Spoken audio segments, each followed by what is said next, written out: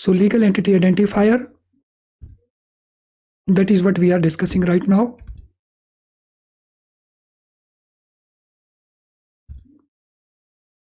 So legal entity identifier, ये concept क्या है? तो legal entity identifier LEI ये 20 digits का एक कोड है. So it is code of 20 digits, unique ID code है, which is to be obtained by legal entities. It is to be obtained by legal entities. Legal entities इसको obtain करेंगे.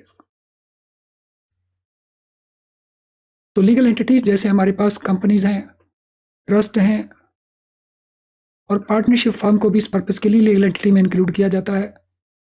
Societies हैं. तो अगर ये सारे हमारे बोरोर्स हैं तो उनको ये ऑब्टेन करना पड़ेगा.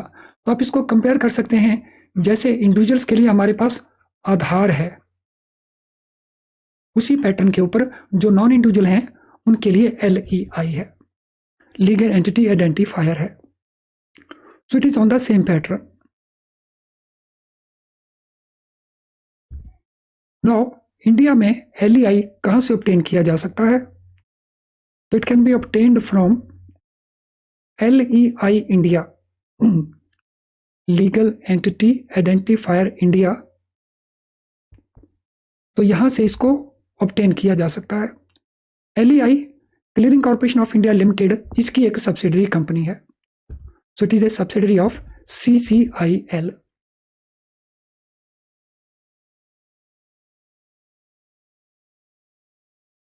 LEI ऑब्टेन करना 5 करोड़ एंड अबव जिनका भी एक्सपोजर है उनके लिए मैंडेटरी रिक्वायरमेंट है. So borrower having exposure of ₹5 crore and above, it is mandatory for all of them. सभी के लिए ये मैंडेटरी है.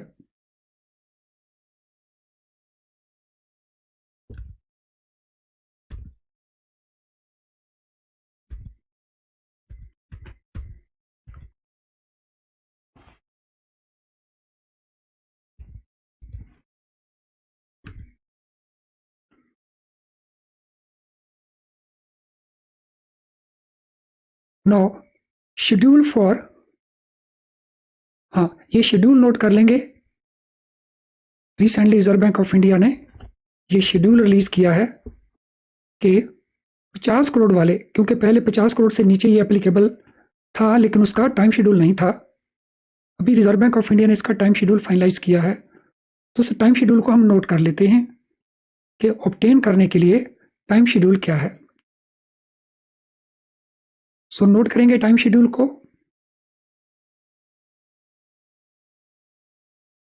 तो जो बोरर अबव 25 लाख वाले हैं, अबव 25 करोड़ वाले, सॉरी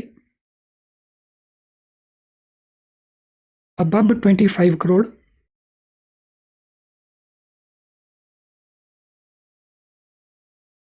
इनको ऑब्टेन कर लेना है बाई 30 अप्रैल 23. ये नया शेड्यूल है उन बोरोर्स के लिए जिनके लेस देन 50 करोड़ का एक्सपोजर है, क्योंकि 50 करोड़ एंड अबव ऑलरेडी पूरे हो चुके हैं. सो जहां पे ये एक्सपोजर अबव 10 करोड़ है बट अप टू 25 करोड़ है, उनको ये पूरा कर लेना है 30/4/24 तक. और जिनका मोर देन 5 करोड़ है अप टू 10 करोड़, तो उनको ये ऑब्टेन कर लेना है 30/4/25 तक. तो ये शेड्यूल है LEI ऑब्टेन करने के लिए. सो मैं रिपीट कर रहा हूं इस शेड्यूल को. 50 करोड़ तक ऑलरेडी पूरा हो चुका है. बिलो 50 करोड़ ये जो शेड्यूल है, तो जिनका एक्सपोजर 25 लाख करोड़ से ऊपर है 50 करोड़ तक, वो 30 अप्रैल 23 तक ऑब्टेन कर लेंगे. जिनका 10 करोड़ से ऊपर है 25 करोड़ तक, वो 30 अप्रैल 24 तक ऑब्टेन कर लेंगे. जिनका more than 5 crore up to 10 crore है वो 30 अप्रैल 25 तक ऑब्टेन कर लेंगे. So this is a time schedule which has been finalized by Reserve Bank of India.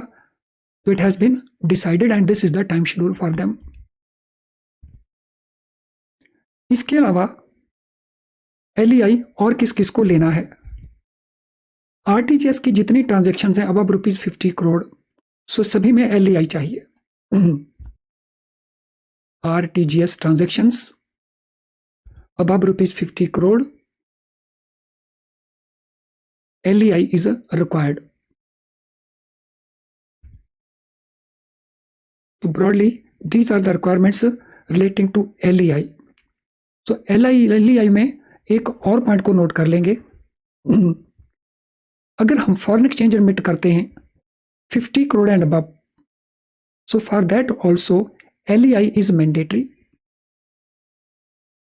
So foreign exchange remittances outside India, when amount is 50 crore and above, LEI is to be obtained.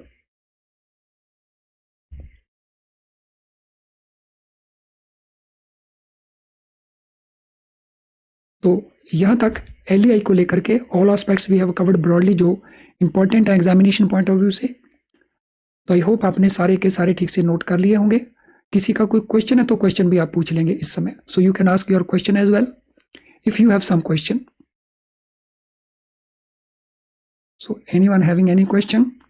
और अगर question नहीं है तो quickly type कर देंगे no question, so that I come to know कि आपको कुछ नहीं पूछना है.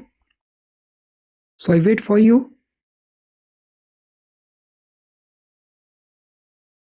Anyone having any question? So far LEI को लेकर के एक इंपॉर्टेंट एरिया है, क्वेश्चंस पूछे जा रहे हैं लास्ट एग्जाम्स के अंदर.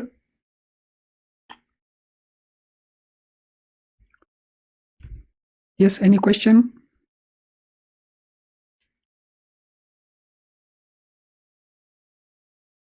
सो I need this confirmation from all of you. सभी से ये कंफर्मेशन चाहिए.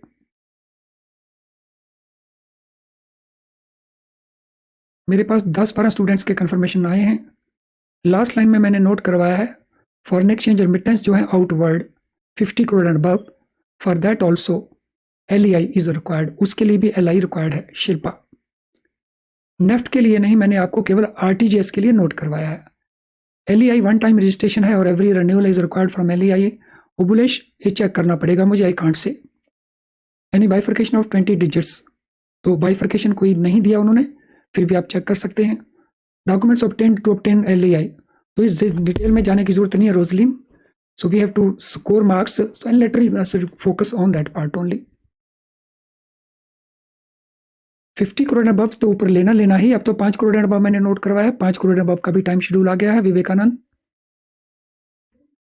चलिए अब हम अगले पार्ट के ऊपर चलते हैं, that is loans to bank directors. Bank directors को लोन्स, इससे रिलेटेड रूल्स क्या हैं, क्योंकि इनको भी लेकर के लगातार क्वेश्चंस आते हैं.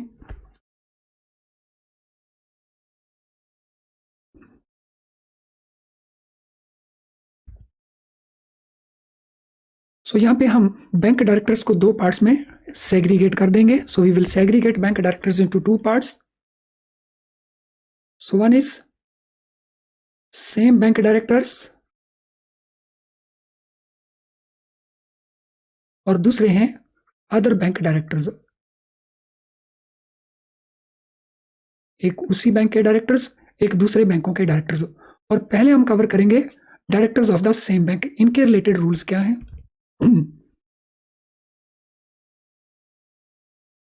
तो इनसे रिलेटेड रूल्स में section 20 sub section 1 Banking regulation Act applicable हो जाता है. So in their case this act becomes applicable.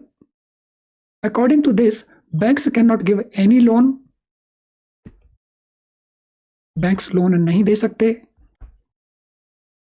किनको नहीं दे सकते? अपने डायरेक्टर्स को, that is number 1. Number 2, firms और companies in which those directors are interested. वो फर्म्स या कंपनीज जिनमें वो इंटरेस्टेड हैं एज पार्टनर और as a share holder. So we have X who is a director of our bank. तो आप इसको लोन नहीं दे सकते अकॉर्डिंग टू दिस सेक्शन. इसके अलावा अगर X इंटरेस्टेड है as a share holder in ABC limited और he is partner in XYZ limited, तो इनको भी हम लोन नहीं दे सकते।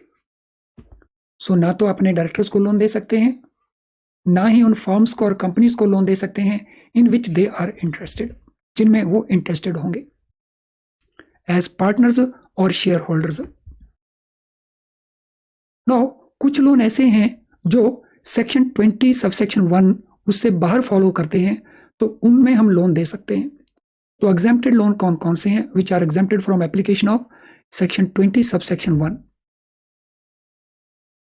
सो वो लोन कौन कौन से हैं? Number 1, loan against government securities, loan against deposit, loan against life insurance policy. तो ये लोन इन डायरेक्टर्स को हम दे सकते हैं गवर्नमेंट सिक्योरिटीज के अगेंस्ट, डिपॉजिट के अगेंस्ट, लाइफ इंश्योरेंस पॉलिसी के against. Then they can be issued credit cards also like in case of public, जैसे हम इंडिविजुअल्स को क्रेडिट कार्ड इशू करते हैं।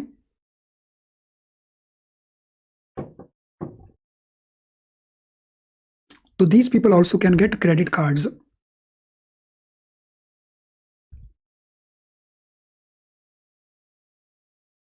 Now यहां तक it was same bank directors. अब हम बात करेंगे डायरेक्टर्स ऑफ अदर बैंक्स, दूसरे बैंकों के directors. For example, if there is a director of ICICI bank, तो ICICI बैंक से तो लोन नहीं ले सकता, लेकिन अगर ये SBI के पास जाता है या PNB के पास जाता है तो वहां से इसको लोन मिल सकता है। ये लोन कौन सैंक्शन करेगा, इसको रिलेटेड इंपॉर्टेंट क्वेश्चंस बनते हैं, तो नोट कर लेंगे। So loans to number 1, director of other banks और देयर रिलेटिव्स, दूसरे बैंकों के डायरेक्टर्स के जो रिलेटिव्स हैं,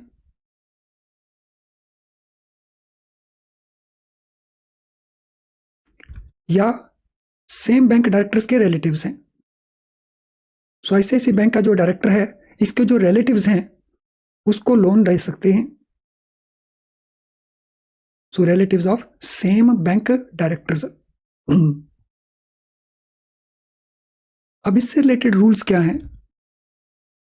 when a loan is below ₹5 crore, अगर उसका लोन का अमाउंट 5 करोड़ से कम है, so this can B sanction bye N appropriate authority. कोई भी appropriate authority in the bank उसको सैंक्शन कर सकती है। सो ये एप्रोप्रिएट अथॉरिटी ब्रांच मैनेजर हो सकता है, रीजनल मैनेजर हो सकता है, जोनल मैनेजर हो सकता है, जनरल मैनेजर हो सकता है, ED हो सकता है, MD हो सकता है, प्रोवाइडेड इनको पावर डेलीगेटेड कर रखी हो बोर्ड ऑफ डायरेक्टर्स ने। So they are delegated powers by board of directors.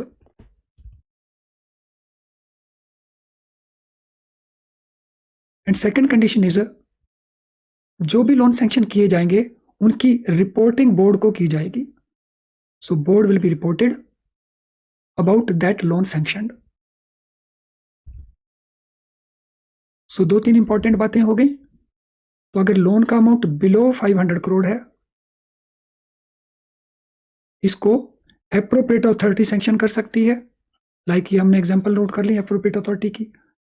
लेकिन कंडीशन क्या है, इनके पास बोर्ड के द्वारा अप्रूव की गई पावर दी गई हो, एंड सेकेंडली इस प्रकार के लोन्स को रिपोर्ट करना है बोर्ड ऑफ डायरेक्टर्स को। और अगर ये लोन 500 करोड़ या उससे ऊपर का हो, so when loan is 500 crore और above, it will be sanction by board only. उस लोन को केवल बोर्ड सैंक्शन करेगा। That loan can be sanctioned by board only, उसको केवल बोर्ड सैंक्शन करेगा।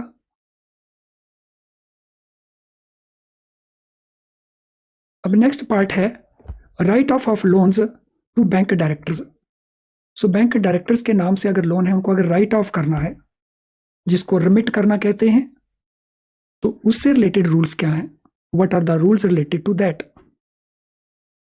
सो रिमिशन करना, राइट ऑफ करना।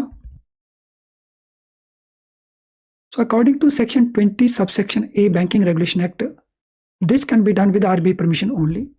ऐसा किया जा सकता है लेकिन आरबीआई की परमिशन के साथ किया जा सकता है। So this can be done with RBI permission only. ऐसा आरबीआई की परमिशन के साथ ही किया जा सकता है।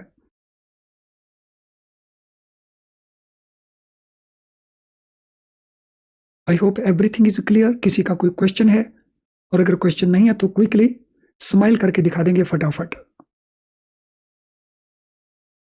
हिमांशु जोशी, हमने क्या पीएसयू की बात की है, आप अपने आप उसको क्यों ऐसे करते हैं? Where is the need for that? Unnecessarily आप अपने आप को स्ट्रेच कर रहे हैं।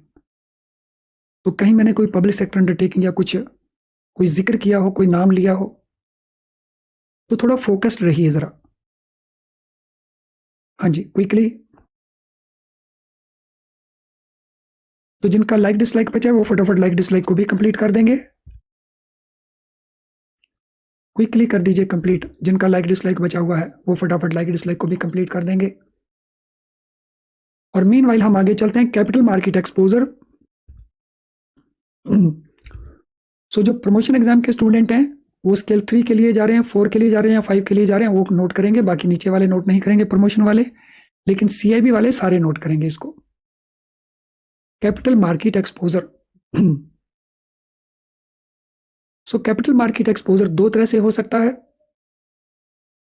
सो दो तरह का कैपिटल मार्केट एक्सपोजर है।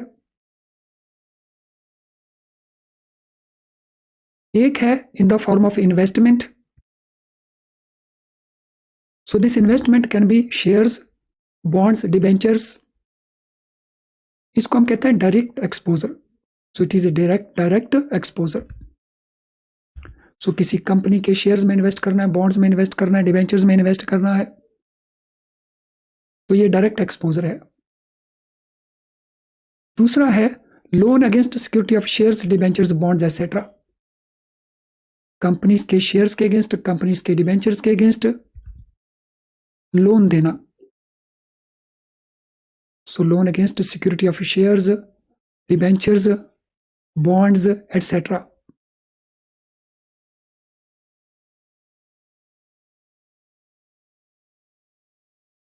इनके ऊपर लिमिट्स हैं, वो लिमिट्स को नोट कर लेंगे। So let us note down the ceilings. So ये जो 1 नंबर है, 2 नंबर है, इनके दोनों के टोटल को हम कहते हैं एग्रीगेट एक्सपोजर। अब ये सीलिंग क्या क्या है एक्सपोजर के ऊपर? डायरेक्ट एक्सपोजर मैक्सिमम हो सकता है 20% of net worth of the bank. 20% of net worth of the bank as on 31 March of previous year. Previous year के 31 मार्च को जो बैंक का नेटवर्थ था उसके 20% के बराबर तक डायरेक्ट एक्सपोजर हो सकता है। और aggregate exposure including direct exposure, it can go up to 40%। So aggregate it can go up to 40%। तो हमारे पास दो एक्सपोजर थे। एक है डायरेक्ट एक्सपोजर जिसमें हम इन्वेस्टमेंट करते हैं, एक है एग्रीगेट एक्सपोजर जिसमें डायरेक्ट भी आ जाता है और इनडायरेक्ट वाला भी आ जाता है, दोनों आ जाते हैं। तो इसके ऊपर लिमिट 20% है नेटवर्थ का और उसके ऊपर लिमिट 40% है नेटवर्थ का। सो इस 40% में ऑटोमेटिकली ये 20% भी इंक्लूडेड है। तो ये भी क्वेश्चंस लगातार आते रहते हैं। I hope that everything is clear to us. तभी मुझे इस सेशन को यहाँ पे वाइंड अप करना पड़ेगा क्योंकि नेक्स्ट सेशन का जो टाइम है जेआईबी के लिए, पीपीबी के जो स्टूडेंट हैं उनके लिए टाइम होने वाला है। तो we have to handle that session. तो क्रेडिट पॉलिसी अभी हम थोड़ा कंटिन्यू रखेंगे और भी हमारे पास कुछ इंपॉर्टेंट टॉपिक हैं क्रेडिट पॉलिसी को लेकर के जहाँ से लगातार क्वेश्चंस पूछे जाते हैं। तो मुझे केवल ये बता दीजिए आपका कोई क्वेश्चन हो किसी तरह का इसको लेकर के, तो आप अपने क्वेश्चन को क्विकली टाइप कर देंगे। JAIIB legal mock questions live class. So Pradeep Kumar ji, उसके लिए नोटिफिकेशन हम यूट्यूब के ऊपर डालते हैं तो नोटिफिकेशन को चेक करते रहना। तो आपको पता चल जाएगा किस डेट से हम शुरू करेंगे। और कोई क्वेश्चन हो किसी का, किसी भी तरह का? सो सेशन आपको कैसा लगा, इसके बारे में अपनी ओपिनियन कमेंट बॉक्स में ज़रूर करना, जिससे दूसरे स्टूडेंट को भी एनकरेजमेंट मिलता है सेशन को वॉच करने के लिए। यस, स्टिल किसी का कोई क्वेश्चन हो, अदरवाइज फिर मैं इसको वाइंड अप करता हूँ और कल मिलेंगे हम नेक्स्ट सेशन के लिए।